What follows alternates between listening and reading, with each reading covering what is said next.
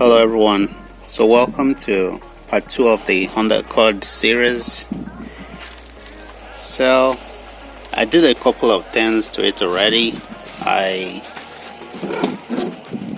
While checking the fuses, I found some blown fuses, and then I saw a couple of fuses that had wires wound around them.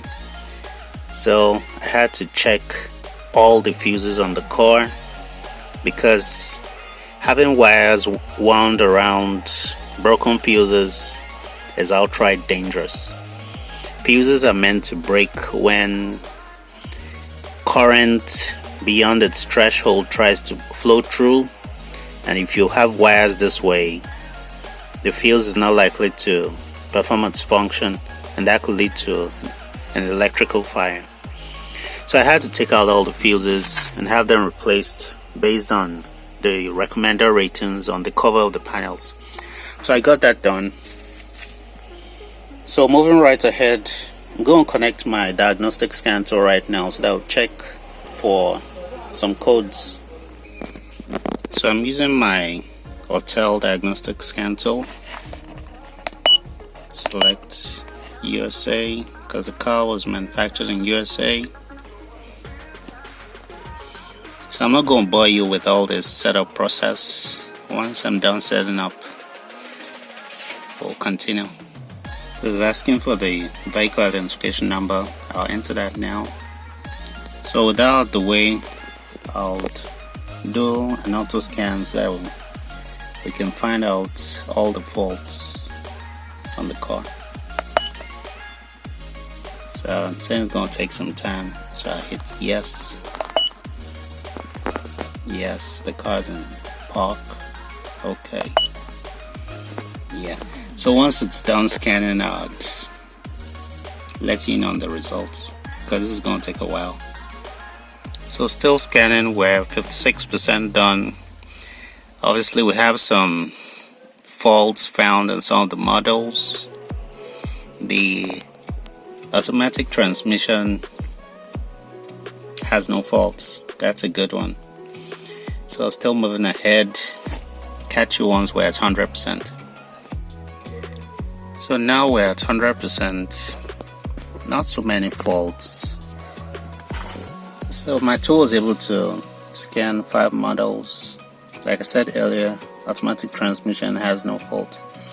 So let's see the diagnostic trouble code we have for the engine. By the way, I reconnected the disconnected oxygen sensors. So, but we still have one fault to the engine. So I'm going to tap on display DTC right now. So it's on here, P2649 VTEC solenoid valve security high voltage. So obviously there's something going on with the VTEC solenoid. So that's noted. So let's see the kind of fault we have on the other models.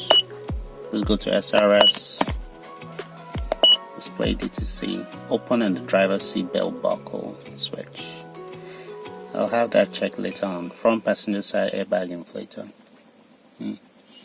Has to do with the front passenger seat. So I have that checked, okay. The ABS system, probably some, wheel speed sensors on the front.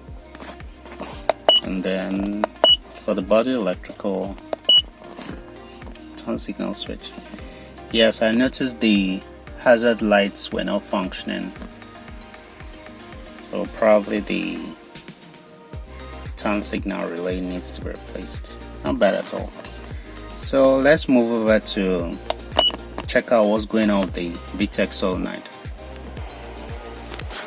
So here we are under the hood of the Honda Accord. I already took off the front passenger wheel. The supporter is on jack stands, very important. So yes, the VTEC solenoid is located right above the oil filter housing, and obviously we can see a wire hanging on here. Yes,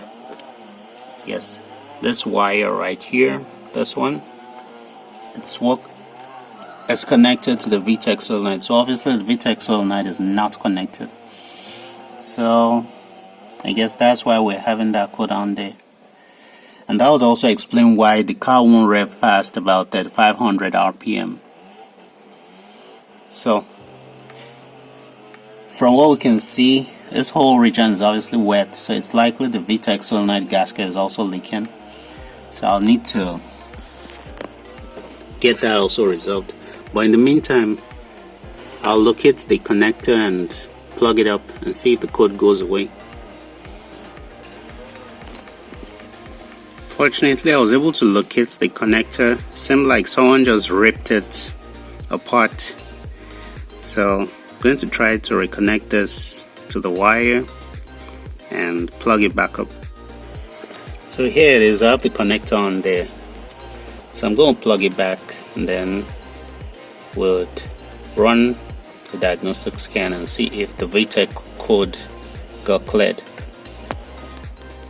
So with the VTEC solenoid connected, we're going to check for fault codes in our engine computer. Let's go into the engine control module right here, and then we'll go to read codes. The solenoid code is still there, the VTEC solenoid code. So I'll hit erase. Yes.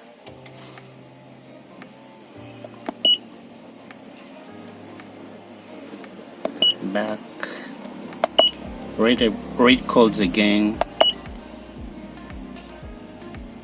You can see the code is still on there. Maybe we'll need to cycle the key on and off.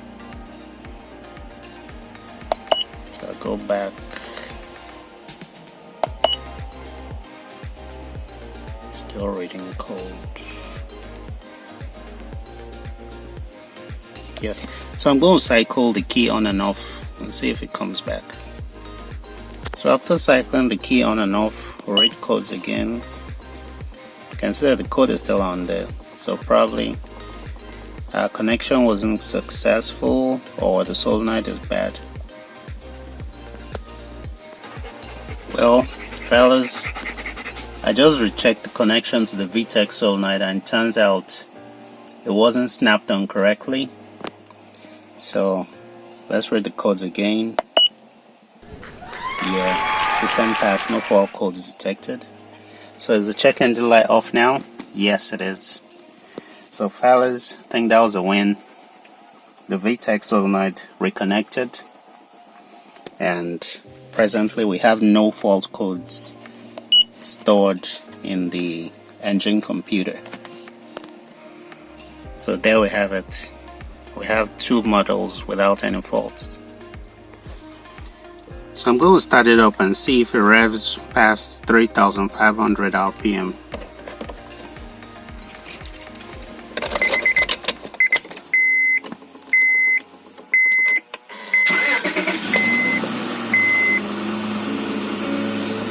So right off the bat I can notice that the idle is kind of better. It's idling high even though this is a cold start. That's how it's supposed to be. So before it gets fully warmed up, let me see if it revs. Yeah, one of the belts is screeching, or the main serpentine belt is quite loose. Yes, I think it's gonna rev all the way.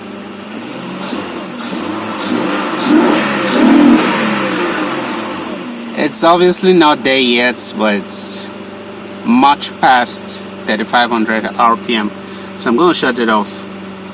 I guess it's not getting to its maximum because one, the vehicle is not fully warmed up, and then two, there's an oil leak around the oil filter housing and it's not getting enough pressure to activate the VTEC.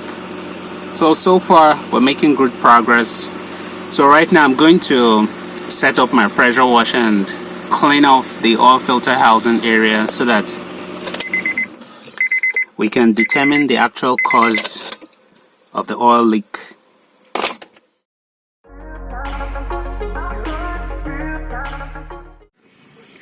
So after pressure washing the whole oil filter housing area, we can obviously see that after running the engine for a while, you can see oil leaking out from up top over there all the way down.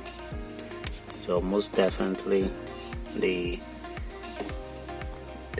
gaskets around the oil filter housing are leaking. So I'll go right ahead and place another for them. So that's what it is. So we're making good progress. So while we await the gaskets to arrive, we're going to move on to the next thing, which will be getting the fans, the radiator fans running as they should, and getting rid of all the wiring down there, and getting the whole cooling system sorted out. Yeah, I'm gonna get rid of all those wires and get the fans running as they should, and possibly reinstalling the engine thermostat and also connecting the heater hoses right back up. So if you enjoyed the video, make sure you leave a like. Don't forget to hit the subscribe button so that you get notified whenever I upload new videos. Also remember to hit the notification bell. So next one's also going to be another win, hopefully. So remember to share the video with your friends so you can learn from this. Well, catch you on the next one. Stay safe out there. Bye.